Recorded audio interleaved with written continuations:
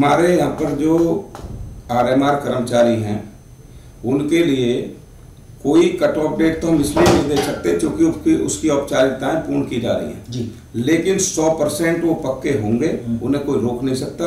अब दूसरी बात है आचार संहिता की जी।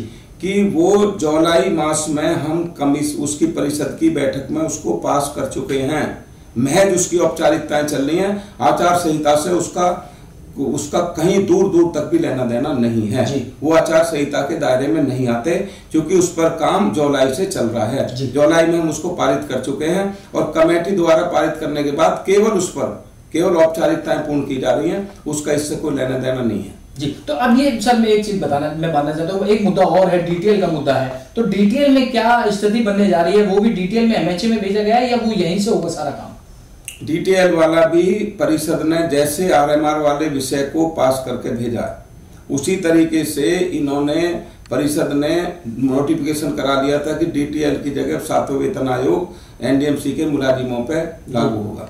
लेकिन परिषद के सभी सदस्यों ने सर्वसम्मति से पारित किया कि जिनको 42 साल से उनको जो ये वेतन बढ़ोतरी मिल रही थी उसको आप अपने स्तर से इस तरीके से काट करके एमएचए से नोटिफिकेशन आप करा रहे हो, इसलिए हम इसका घोर विरोध करते हैं। और उसका हमने प्रस्ताव पारित करके कि उसमें मेरी रिपोर्ट है उसमें भी कि आप इसको मॉडिफिकेशन करिए, यानी इसमें संशोधन करिए और संशोधन करके एमएचए से, क्योंकि आपने एमएचए के थ्रू इसको कराया था तो एमएचए को हमने वो प्रस्ताव वो भी परिषद ने पारित करके भेजा है और परिषद ने कह दिया है कि हमें नहीं चाहिए नोटिफिकेशन, हमें इनके कर्मचारियों के लिए जिस तरीके का वेतन मिल रहा था वो इनको दिए जाए। ये हमने संतुष्टि करके वहां भेजा है, तो उस पर भी काम चल रहा है। हम पहले इस पर अगर हमारा ये काम निमट जाता है तो उसमें और गति बढ़ाने के लिए हम और उसको काम करेंगे। पहले हमारे लिए ये बच्चों का काम है, इस पर हम लग रहे हैं। तो सर मैं एक सवाल और ले लेता हूँ, बड़ा मुद्दा है टीएमआर का। लोग अपनी बारी का इंतजार कर रहे हैं। आपसे मैंने कभी ये सवाल लिया नहीं है टीएमआर का, लेकिन आज पहली बार मैं टीएमआर का सवाल ले रहा हूँ।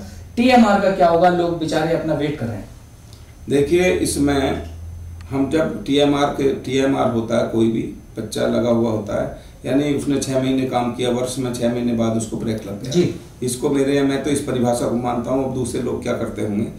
तो हमने 5000 वर्कर्स को उनकी ब्रेक बंद कर दिया, उसको हमने आरएमआर नियमित वेतन भोगी कर्मचारी बना दिया, तो उनका वो बंद हो गया।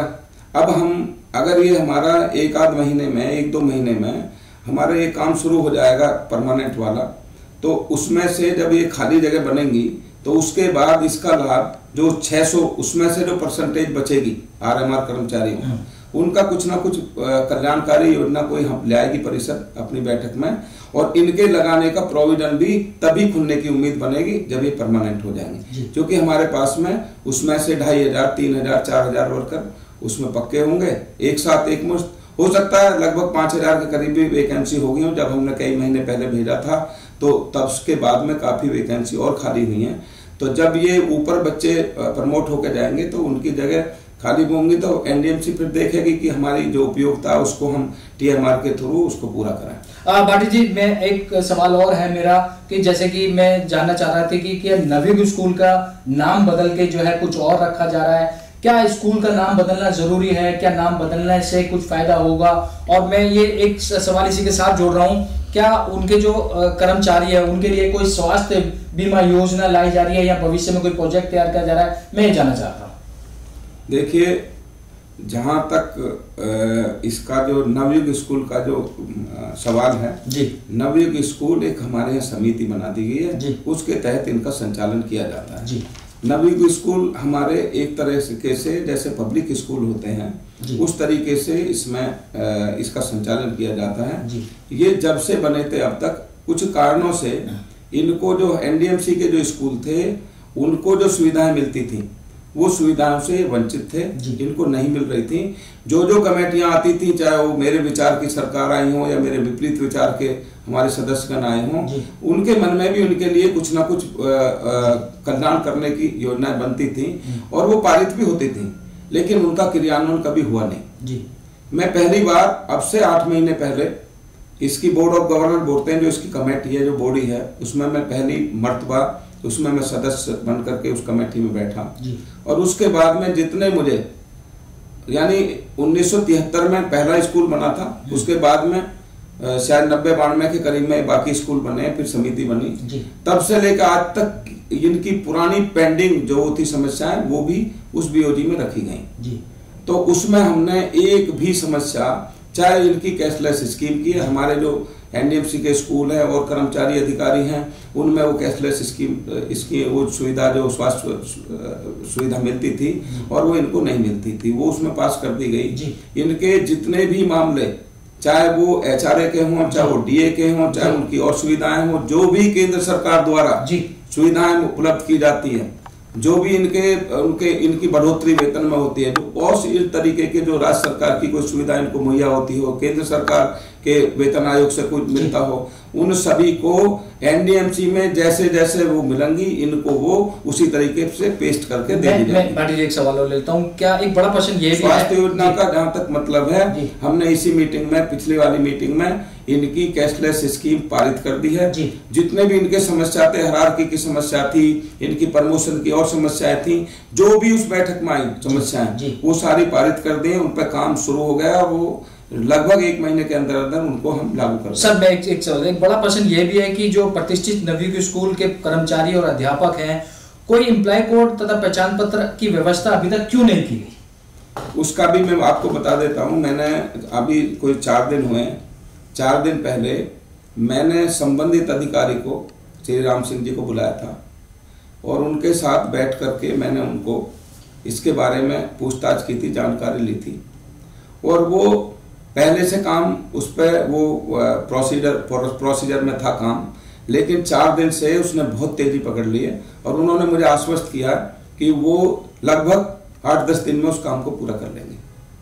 भाटी जी मेरा लास्ट है मेरा ये, मैं अभी राष्ट्रीय सफाई आयोग के जो एक प्रेस वार्ता थी उसमें गया था, तो मैंने कुछ सवाल एनडीएमसी कर्मचारियों के हित के लिए थे और वो भी आपकी बड़ी तारीफ कर रहे थे। मुझे लगता है कि आपकी कोई पुरानी जान पहचान है शायद उनसे, तो वो रिश्तों की बात हम देखो बाद में करेंगे, लेकिन उन्होंने एक रिव्यू मीटिंग ली थी 6 महीने पहले। उस रिव्यू मीटिंग पर अभी तक कोई संज्ञान लिया नहीं गया है, जबकि उन्होंने ये कहा कि हम जाके इस पर रिजॉइंडर देंगे, कार्रवाई करेंगे। तो मैं जानना चाहता हूँ, क्या राष्ट्रीय सफाई आयोग का इसमें दखल अंदाजी है या फेर बदल कर सकता है या रिव्यू मीटिंग ले सकता है, भविष्य में किस तरह का हस्तक्षेप कर सकता है? देखिए, जितने आयोग हैं उनको यानी कि अधिकांशतः उनको संवैधानिक दर्जा मिला हुआ है। संवैधानिक दर्जे का मतलब ये होता है कि उनको कुछ अधिकार दिए गए हैं, उनके कुछ पावर्स दी गई हैं और जो संवैधानिक दर्जे के अनुरूप उनको अधिकार दिए गए हैं, जो उनको शक्तियां प्रदत्त की गई हैं, उनके अनुरूप वो कोई भी निर्णय ले सकते हैं। अगर उनके द्वारा जो बातचीत में जो कराना चाहते हैं वेलफेयर में, पब्लिक के में, अगर उन पर संज्ञान नहीं लेती हैं सरकारें या अधिकारी, तो उनको जो शक्तियां प्रदत्त की गई हैं संवैधानिक दर्जे के अनुरूप, उसमें जो शक्तियां दी गई उनका वो इस्तेमाल उन गरीबों के वेलफेयर के लिए कर सकते हैं। और क्योंकि वो सफाई कर्मचारी आयोग के माननीय अध्यक्ष हैं, राष्ट्रीय अध्यक्ष हैं और वो भारतीय जनता पार्टी द्वारा लगाए गए हैं, इसलिए वो अपना रिव्यू बैठक भी ले सकते हैं। वो उनके संवैधानिक अधिकारों में लिखा है, वहाँ पर एक संविधान होता है सबका, कॉन्स्टिट्यूशन होता है, उसमें उनको शक्तियां दी गई हैं। जहाँ तक मेरा सवाल है, मैं उसका भी बता देता हूँ कि मैं हर अधिकारी का, चाहे वो राष्ट्रीय अधिकारी हों या वो प्रदेश के अधिकारी हों, जो भी जनता के कल्याण की कार्य योजनाओं को क्रियान्वित करने के लिए, उनके वेलफेयर के लिए जो भी अधिकारी काम करते हैं, जो भी बड़े माननीय सम्माननीय प्रतिष्ठित महानुभाव काम करते हैं, मैं उनको सबको सम्मान करता हूं, उनको नमन करता हूं। भाटी जी देखिए, लास्ट सवाल मैं लूंगा। अब सवालों के जो आपने जितने मैंने आपको लेने थे तो मैं ले चुका हूं, लेकिन लास्ट सवाल मेरा एक ही रहता है कि अब काउंसिल मीटिंग होने जा रही है, अब इनको आपने हर बार बोला जी भजन करिए, मंदिर जाइए, सब उस तरह की रूपरेखाएं आती रही लोगों के सामने। अब काउंसिल मीटिंग होने जा रही है, अब भाटी जी कितना इंतजार और करना पड़ेगा? मैंने आपको बिल्कुल स्पष्ट कर दिया पहले ही कि अब इसमें कोई ज़्यादा देरी नहीं लगनी, अब अंतिम चरण में है ये काम। और मैं इसलिए उनको ये कहता था कि ये परिषद का जो काम परमानेंट करने का है, इसलिए मैं आपको स्मरण भी करा दूं, यहाँ पर 2 साल में भी परमानेंट हुए हैं या 20 साल में परमानेंट हुए हैं। यहाँ पे कोई ऐसा खाका नहीं खिंचता किसी भी सरकारों में, कहीं भी, चाहे वो केंद्र की सरकार हो, राज्य की सरकार हो, निकाय हो, कि भाई हम 2 साल में ही परमानेंट कर देंगे। तो इसलिए एनडीएमसी के वो किसी भी निकाय की, किसी भी सरकार की पॉलिसीज होते हैं, उनका अपना वित्तीय स्ट्रक्चर होता है, ढांचा होता है, उनके अपने रूल रेगुलेशंस होते हैं। तो इसके मुताबिक अभी 4-4.5 साल 31 जनवरी 2014 से प्रक्रिया शुरू हुई थी, 4-5 महीने में कंप्लीट हो गई थी। तो तब से लेकर अब तक हम लोग इसके पीछा कर रहे हैं, इसके पीछे लगे हुए हैं, बराबर हम कंधे से कंधा मिलाकर उनके साथ चले हैं। और ये काम बहुत जल्दी, क्योंकि होम मिनिस्ट्री से आएगा, उसके बाद ये राज्य सरकार में भी जाएगा, उसमें भी 10-5 दिन लग सकते हैं। इसलिए मैं कट ऑफ डेट तो देता नहीं, लेकिन ये 100% ये बहुत जल्द होने वाला है। चुनाव से इसका कोई लेना देना नहीं है, आचार संहिता से इसको कोई लेना देना नहीं है। हाँ, इतना इफेक्ट पड़ सकता है कि ये अगर 10-15-20 दिन में जब आएगा और उस समय हमारे कर्मचारी अधिकारी चुनावी ड्यूटी में लग गए हो, तो उसके 10-20 दिन महीने भर बाद में अपना काम शुरू हो जाएगा। जो कार्यालय के काम है उनमें कोई बाधा नहीं आएगी इसमें। ये जैसे ही वहां से आएगा हमारा उसका ऑर्डर हो जाएगा। तो काउंसिल की मीटिंग से आचार संहिता का इसका लेना देना नहीं है। ठीक है नहीं। तो जल्द मिल सकती है खुशखबरी, जैसा कि हमने भी बात करी है बीएस भाटी साहब से, मेंबर एनडीएमसी और बीएमएस के कदावर नेता है, और उन्होंने बताया कि पिछली बार भी इंटरव्यू में उन्होंने कहा था कि भाई आप जो है भजन करिए, लेकिन आज फिर इन्होंने कहा है कि 10 से 15 दिन में आरएमआर कर्मचारी को कर्मलक केसों में जो है वो राहत मिल सकती है, खुशखबरी मिल सकती है। और आचार संहिता से इसका कोई लेना देना नहीं है, आचार संहिता हमारे यहाँ लागू नहीं है। और भी कई बातों में मुद्दों में बात हुई है, जिस तरह से एनडीएमसी स्कूल के नाम परिवर्तन का हो, या महिला जो कर्मलक केसों में महिला को नौकरी देनी हो, उस पर भी भाटी जी ने पूरी अपनी तरह से मोहर लगा दी है। तो कैमरामैन अनिल के साथ मैं नवल हंस, एनडीएमसी, नई दिल्ली।